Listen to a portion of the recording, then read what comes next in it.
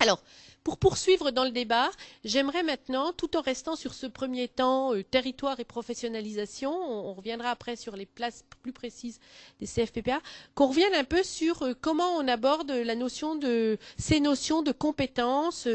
J'ai dit tout à l'heure, au vu du premier tour de table à travers lequel vous vous êtes présenté, finalement, alors que notre métier commun ou notre entrée, la préoccupation première de nos métiers, c'est la formation. Les CFPPA sont d'abord ou ont d'abord été des organismes de formation, c'est pas ce qui était au cœur de la première présentation, me semble-t-il. C'est pas comme ça que vous avez abordé les choses. Je m'éloigne trop du micro, me fait-on savoir? C'est mieux? Voilà.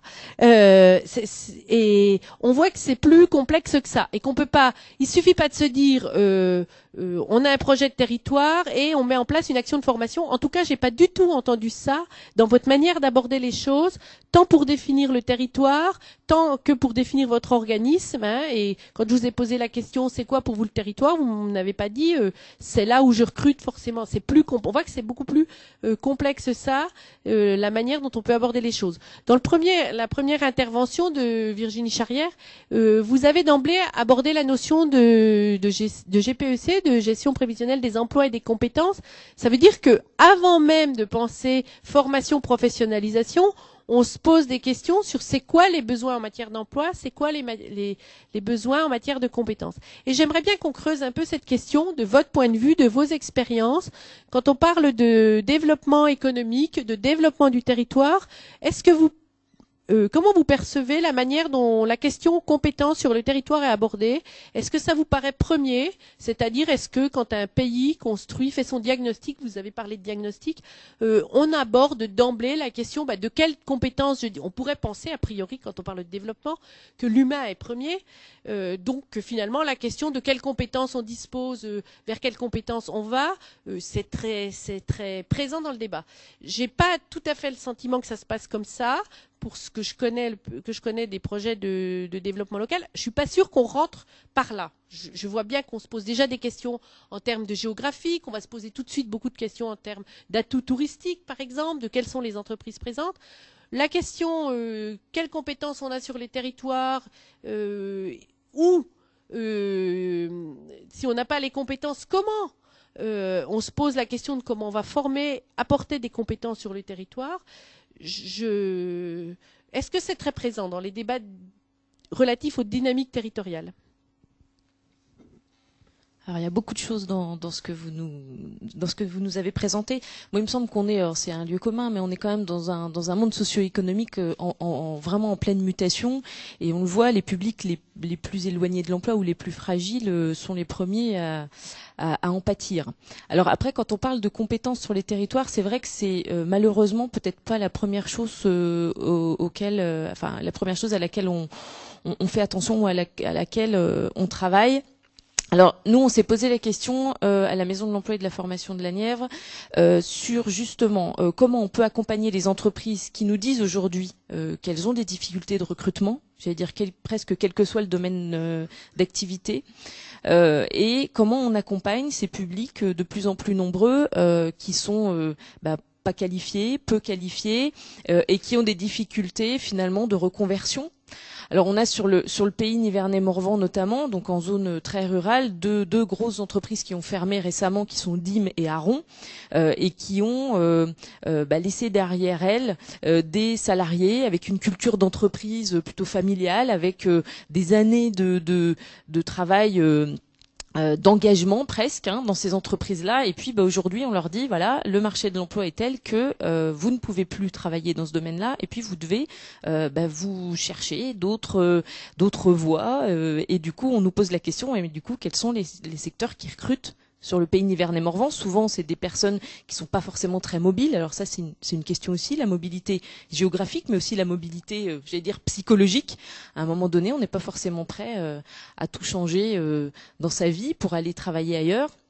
Donc je pense que nos territoires sont aussi confrontés à ces paradoxes-là, c'est-à-dire des territoires qui sont finalement qui ont des compétences, mais des compétences qui ne correspondent plus toujours aux entreprises qui s'installent ou aux entreprises qui existent, et en même temps avec des personnes qui n'ont pas les possibilités ou n'ont pas envie de partir travailler ailleurs.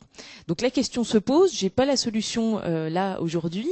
En revanche, on y réfléchit, notamment avec des organismes comme AGFOS PME Bourgogne, qui est un OPCA, un organisme paritaire collecteur agréé, donc interprofessionnel, qui propose, avant la loi du 24 novembre dernier, qui du coup renforce les missions des OPCA sur ce champ-là, mais bien avant, AGFOS avait pensé à des parcours, à des dispositifs, notamment un qui me vient comme ça, qui s'appelle Securipass, qui est un dispositif qui permet de travailler avec les employeurs et avec les salariés sur les compétences en interne, sur les évolutions des compétences en interne, parce que c'est bien beau aussi de se dire quelles sont les compétences qui sont sur les territoires, mais il y a aussi des compétences en interne des entreprises, comment on les valorise, comment on fait évoluer finalement les personnes à l'interne.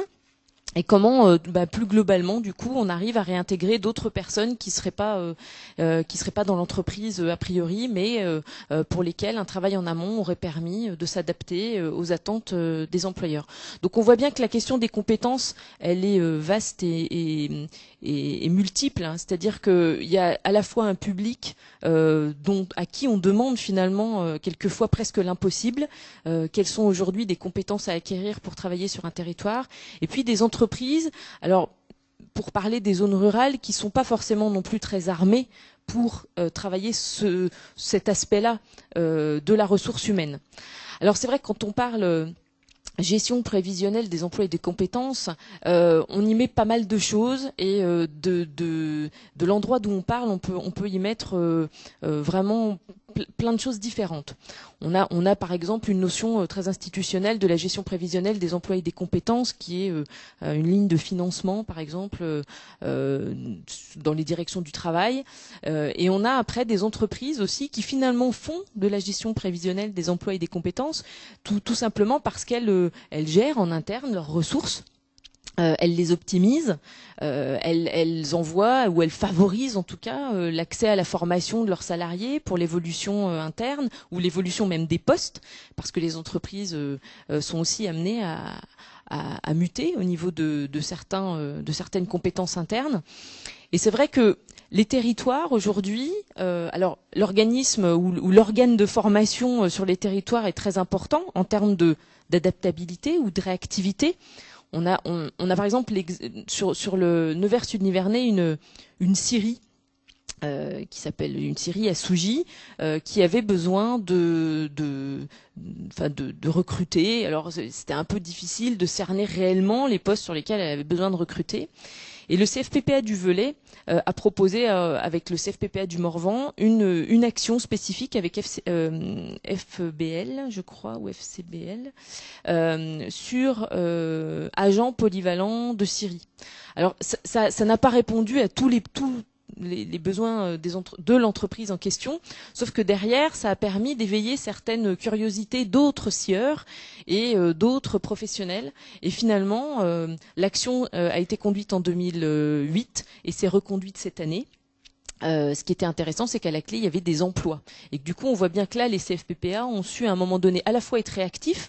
Alors, on a aussi la possibilité sur la Bourgogne, avec le Conseil régional de Bourgogne, de demander tous les mois, ou en tout cas de poser une demande de financement tous les mois, ce qui est plutôt intéressant en termes de réactivité de la part des organismes de formation.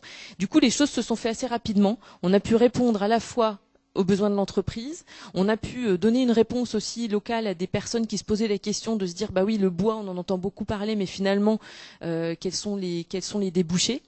Et puis avec un organisme de formation qui a su prouver là qu'il était réactif, professionnel, et surtout en lien et ancré sur un territoire, mais avec toutes ses composantes.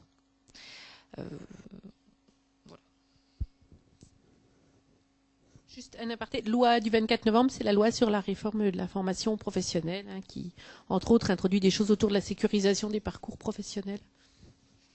Oui, en fait, la formation vient bien après, parce que dans notre territoire, enfin, déjà sur le territoire rural sur lequel nous sommes, il y a quelques grands équilibres qui se posent. Je pense qu'il y a un équilibre économique qui se pose, il y a un équilibre écologique aussi, et environnemental, et un équilibre social dans notre pays. C'est voilà, avec, on pourrait le caractériser sur 4 axes, une fonction résidentielle, c'est-à-dire l'accueil de nouvelles populations. Ça c'est aussi c'est la première question qui se pose dans le sud au Marnais, et notamment vers le Pays de Langres et notre FIBio, avec le maintien de la population et l'accueil de nouvelles populations. Ça c'est une fonction de production, effectivement. Ça c'est aussi indispensable, puisque le développement agricole ne se fait pas forcément ici, mais c'est plus un développement de services qui devra se faire, un développement de proximité aussi, sur le maintien des services dans notre territoire. Une fonction un peu récréative, tout à l'heure je l'ai dit, puisque notre établissement est aussi un lieu d'animation culturelle et touristique aussi. Et une dernière fonction, la fonction environnementale, notamment actuellement on a un parc national qui est en train de se mettre en place, qui va être d'ailleurs commun avec la Bourgogne. C'est pourquoi je me disais nous sortons plus vers la Bourgogne que vers la Champagne-Ardenne, Effectivement, c'est pas les premières questions ne se posent pas en termes de formation, ils se posent en termes d'accueil, en termes de maintien des populations, en termes d'environnement.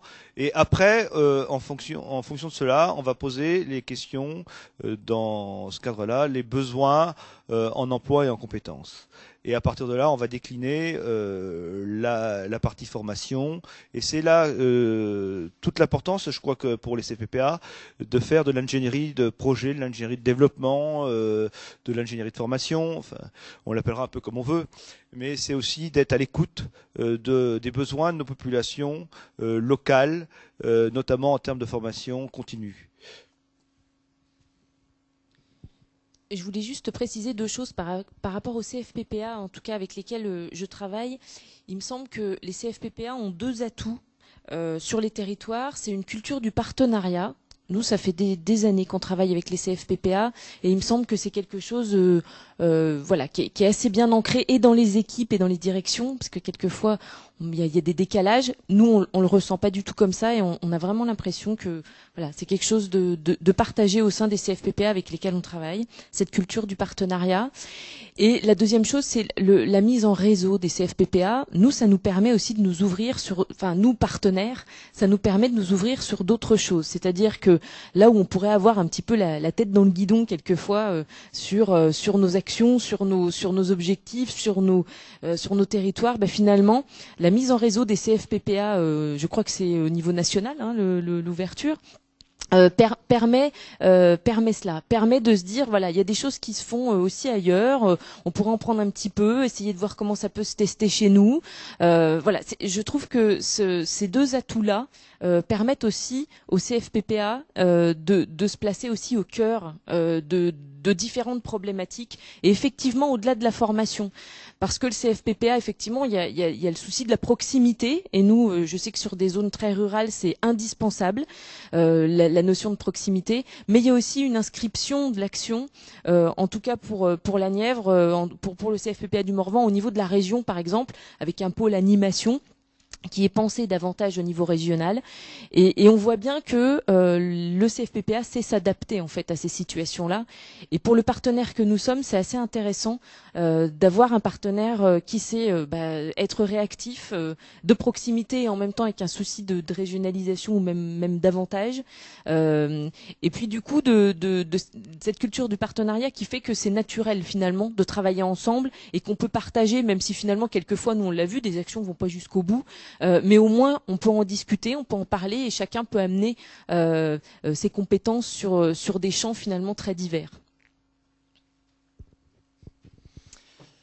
Sur la question de formation et de professionnalisation et de lien avec les territoires, moi je voudrais peut-être m'appuyer sur notre histoire, parce que j'ai vraiment vu l'évolution de comment se poser cette question et du coup comment nous on a adapté notre positionnement.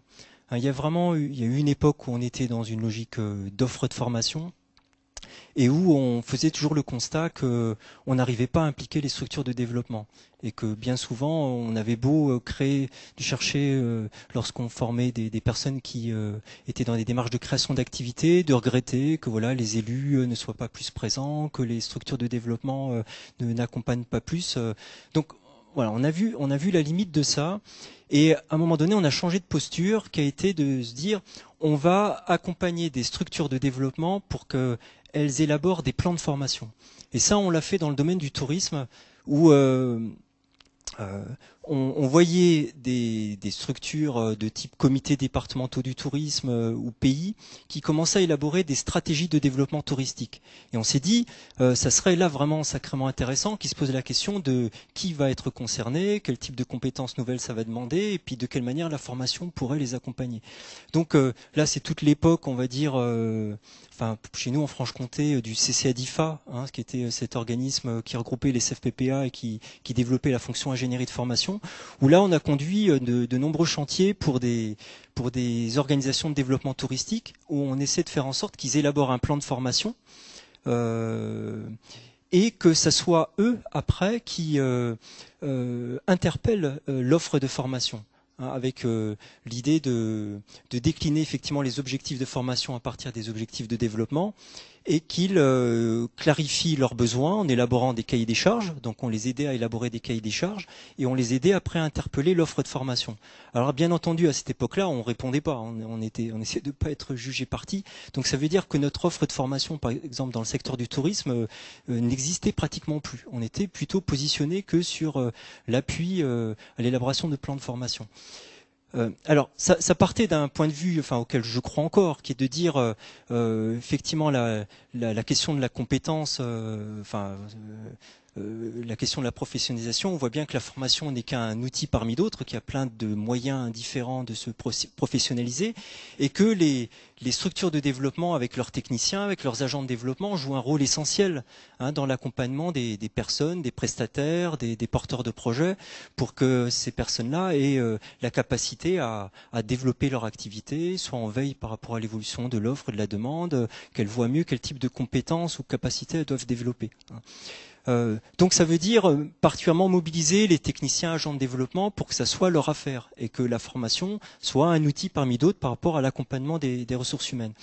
Alors l'évolution, c'est qu'on s'est rendu compte que ça fonctionnait pendant 2-3 ans, mais bien souvent ces structures de développement abandonnaient dès qu'elles avaient un problème financier ou un recentrage par leurs élus, elles abandonnaient la question de la formation parce qu'effectivement c'est pas bien identifié par leurs élus, par les décideurs, et du coup tout le travail qu'on faisait avec ces structures-là tombait à l'eau comme ça du jour au lendemain. D'où le changement d'une posture qui a été d'être à nouveau offreur de formation, mais aussi en même temps d'accompagnateur des structures de développement dans leur démarche de professionnalisation. Et il y a quelques années, on a accompagné le comité départemental du tourisme du Jura, qui venait d'élaborer son schéma départemental de développement touristique, et la mission qui nous était confiée, c'était de décliner un plan de professionnalisation qui accompagne ce schéma. Mais où là, très clairement, on s'est posé comme ça se passait dans le Jura, comme acteur, c'est-à-dire à la fois on accompagnait cette structure de développement dans sa démarche de plan de professionnalisation, en lien avec les élus, avec les professionnels, et en même temps, on allait être un des offreurs de formation, parce qu'on faisait aussi le constat qu'il y avait peu d'organismes de formation qui se mettaient dans la posture de répondre à des demandes de sur-mesure, d'accompagnement à la fois des filières et des territoires. Et du coup, ça nous a permis là d'être sur les deux champs. À la fois d'être très en lien avec donc le comité départemental du tourisme qui coordonnait aussi des filières, mais aussi des territoires. Des sous-territoires, des pays qui eux-mêmes avaient leur stratégie de développement. Donc ça permettait de créer une relation un peu d'interface où nous, à la fois, on avait la culture des enjeux du développement du tourisme dans ce département, mais aussi on avait bien identifié toutes les structures de développement et on avait sans arrêt, nous, le souci d'accompagner les personnes, d'accompagner les professionnels dans leur démarche d'activité. Et puis, la dernière évolution, ça a été de dire on va vers l'ingénierie de développement. C'est-à-dire que maintenant, enfin, si je prends tous les chantiers sur lesquels je suis depuis 2 ans, je fais pratiquement plus de formation. Je fais alors pour vous dire, enfin les derniers chantiers, c'est quoi? On vient de terminer un chantier sur aider le comité départemental du tourisme avec 2 pays à élaborer une stratégie de développement de l'onotourisme, le tourisme vitivinicole. Donc ça a été de faire un état des lieux, un diagnostic et aider avec le comité interprofessionnel des vins du Jura à définir la nouvelle stratégie de développement de l'onotourisme sur le Jura. On est sur pour illustrer, on a eu la demande du syndicat mixte du Pays lédonien pour les aider à élaborer leur dossier de candidature leader. Donc là, pareil, c'était pas du tout une question de formation, c'était plutôt une aide à l'élaboration d'une stratégie de développement. Là, actuellement, on a une commande pour faire une étude sur comment développer l'approvisionnement local des restaurants collectifs sur le Pays lédonien. On est sur une assistance à maîtrise d'ouvrage du Conseil régional de Franche-Comté sur comment aider les territoires à développer des politiques d'accueil pour attirer de nouvelles populations. Voilà, il y a plein de chantiers de ce type-là. Et en fait, on n'est pas à côté de notre métier parce que lorsqu'on est dans des démarches de projets de développement, se pose la question de la place des personnes. Soit effectivement on est dans des approches très descendantes, très expertes, où on définit la stratégie de développement entre quelques acteurs, soit effectivement on essaie d'impliquer le plus grand nombre et de faire en sorte qu'il y ait une démarche plus participative, mais qui est là un super moyen pour permettre aux différents acteurs concernés de s'approprier un projet. Et on voit bien que c'est quand on est nous-mêmes dans des démarches de projet que on développe des compétences nouvelles, parce qu'on a une vision aussi de comment évolue le territoire ou comment évolue son secteur d'activité. On a la possibilité d'y contribuer, donc le fait de s'exprimer, ça oblige aussi à formaliser sa pratique. Et ça permet de mettre plus de conscience sur qui on est, quelles sont ses compétences. Et du coup, quand on conduit ces projets de développement, on utilise des outils de formateurs. On conduit des réunions, on met en place des démarches un peu particulières d'animation de réunions en essayant de faire en sorte que le plus grand nombre puisse s'exprimer.